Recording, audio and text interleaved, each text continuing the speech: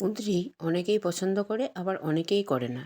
By the way, আমি অঙ্কিতার মা, জিভে জল বাই অঙ্কিতা চ্যানেলে তোমাদের সবাইকে স্বাগত। আর আজকের এই কুঁদরি রেসিপি যারা পছন্দ করে না একদম তাদের জন্য। তো দেখো, কুঁদরি এইভাবে কেটে নিয়েছি। কড়াইয়ে প্রথমে সর্ষের তেল দিয়ে খুব ভালোভাবে কিন্তু লাল লাল করে কুঁদরিগুলো ভেজে নেব।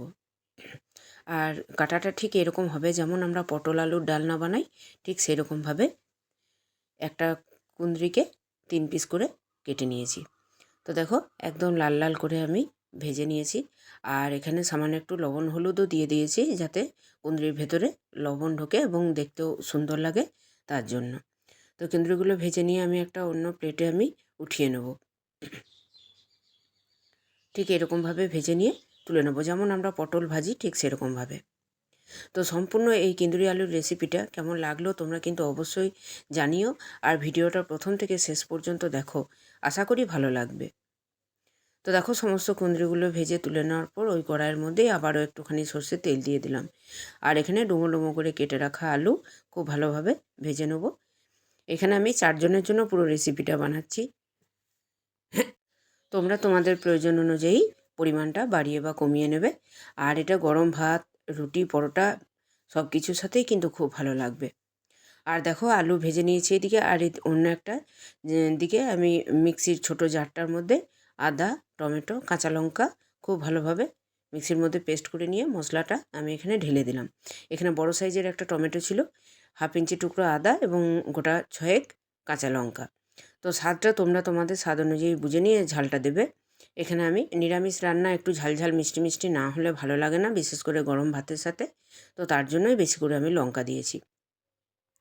তো দেখো, আলু মশলা খুব ভালোভাবে কষিয়ে নেওয়ার পর দিয়ে দিলাম হলুদ, ধনের গুঁড়ো, কাশ্মীরি লাল লঙ্কার গুঁড়ো খুব ভালোভাবে দিয়ে আবারও কষিয়ে নিচ্ছি।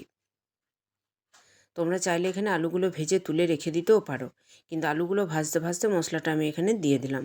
এতে করে মশলা খুব তাড়াতাড়ি কষিয়েও যাবে এবং আলুটাও খুব তাড়াতাড়ি সেদ্ধ হয়ে যাবে।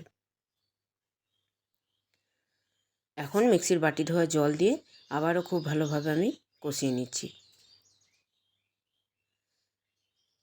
কুঁদরি অনেকেই অনেক রকমভাবে খেয়ে আছো বন্ধুরা, কিন্তু আজকে একবার রিকোয়েস্ট রইল, এরকমভাবে বানিয়ে দেখো।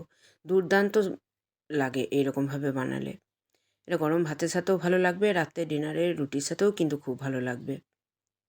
আর অবশ্যই কুঁদরিটাকে বানানোর সময় এরকমভাবেই কাটবে। যখন মুখে পড়বে কুঁদরিগুলো, একটা খুব সুন্দর ফ্লেভার আসবে, খেতেও খুব মজাদার হবে। তো দেখো, সমস্ত আলু, কুঁদরি, মশলা খুব ভালোভাবে আমি কষিয়ে নিয়েছি।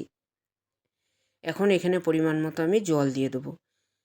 এটা কিন্তু ঝোলঝোলে হবে না, একদম গায়ে মাখা শুকনো শুকনো একটা তরকারি হবে। তো সেরকম বুঝে নিয়ে কিন্তু জলটা ব্যবহার করতে হবে।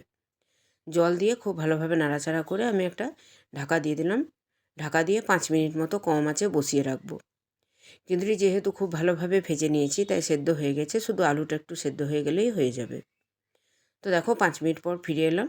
ঢাকা খুলে দেখছি কুঁদরি একদম রেডি হয়ে গেছে। খুব সহজ, খুব সিম্পল একটা বাঙালি রেসিপি। তোমরা যে কোনো দিন নিরামিষ দিনে বানিয়ে খেতে পারো। তো নামানোর আগে হাতের মধ্যে সামান্য একটু কসুরি মেথি নিয়ে খুব ভালোভাবে রগড়ে নিয়ে দিয়ে দিলাম। এতে করে সুগন্ধটা ভালো হবে। আর যেহেতু নিরামিষ রেসিপি, একটু মিষ্টি মিষ্টি না হলে ভালো লাগে না। তো তাই স্বাদ মতো একটু চিনিও দিয়ে দিলাম। আর দিয়ে দিলাম একটু সামান্য ঘরের বানানো ঘি। ঘিটা দিলে কিন্তু সুগন্ধটা আরও ভালো উঠবে।